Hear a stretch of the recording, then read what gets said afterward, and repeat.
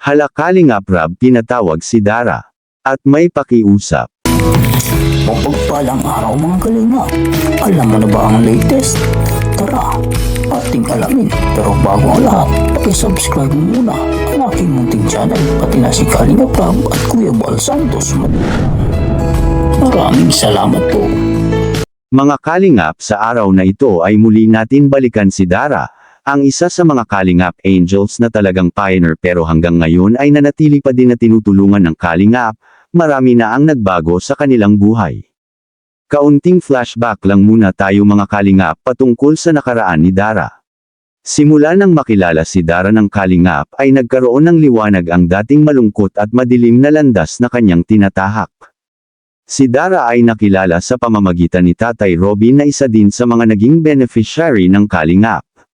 Tandang-tanda pa natin ang itsura ni Dara dati noong pinakaunang pagkakataon na naiblog siya ni Kalingap Rab. Kung ating mapapansin ay talagang ang payat ni Dara at mukhang stress na stress, yung para bang pagod na pagod ang itsura at malungkutin. Napakamahiyain niya din at halos hindi umiimik ng mga panahong iyon. Ngunit sa paglipas ng panahon at mahabang panahon na madalas siyang pinupuntahan ni Kalingap Rab ay nagkaroon na ng self-confidence si Dara Bells. At kinikilala niya na ang buong team ng Kalingap na isa sa kanyang mga kuya at kapamilya. Lalo na si Kalingap Rab. Malaki ang pinagbago ng kalagayan nila Dara sa ngayon dahil kung noon ay masyado silang nahihirapan lalo na sa kanilang pagkukunan sa pang-araw-araw na pangangailangan. Pero ngayon ay wala ng kahirap-hirap. Dahil sa napakarami na ng mga supporters ni Dara, at madalas siyang nakakatanggap ng mga padala na gift at maging financial support. Bukod pa doon ang kanyang natatanggap na binibigay ni Kalingap Rab para sa allowance ni Dara sa kanyang pag-aaral at pati na sa kanilang needs sa pang-araw-araw. Simple lang sana ang pangarap ni Dara dati, yung magkaroon lang sana sila ng kapatid niya ng maayos na tirahan, yung hindi lang sila mababasa ng kapatid niya na si Bea pag umuulan. Sobrang bait talaga ng Kalingap dahil hindi naman binigo sila Dara sa kanyang hiling. At hindi din nagtagal ay napabahayan naman sila agad. Pati ang pag-aaral ni Dara at ng kanyang kapatid ay naging magaan na lang dahil sa tulong ng Kalingap. Isa din si Dara sa mga beneficiary ng Kalingap na may kakaibang dating at talagang nakakahanga ang kanyang pagiging responsableng ate sa kanyang kapatid. Kaya patok na patok sa mga viewers ang karisma ni Dara. At nakakahatak siya ng maraming mga viewers at supporters.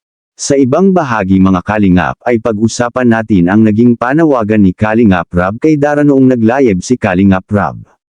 Narito ang maikling video clip na kung saan ay may hiniling si Kalingap Rab kay Dara Bells.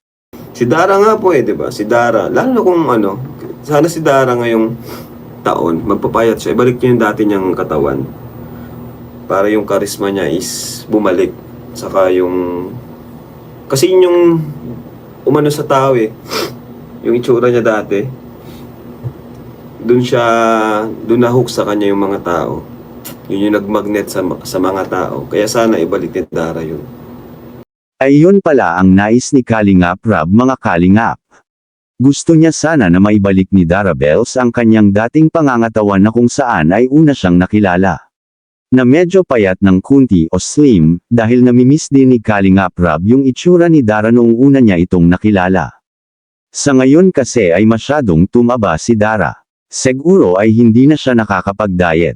Ibang-iba kesa dati na madalas natin nakikita si Dara na palaging nasa garden niya at nag-aalaga ng kanyang mga tanim na gulay.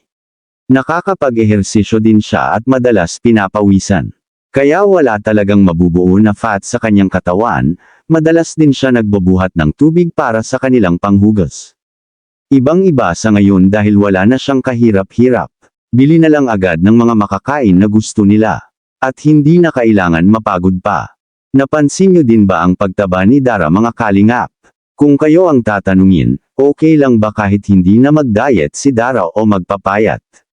Kung ako ang tatanungin mas maganda sana kung ibalik ni Dara ang dati niyang katawan, kagaya ng sinabi ni Kalingap Rab. Sana maibalik niya ang kanyang dating pangangatawan kung saan siya nakilala bilang si Dara.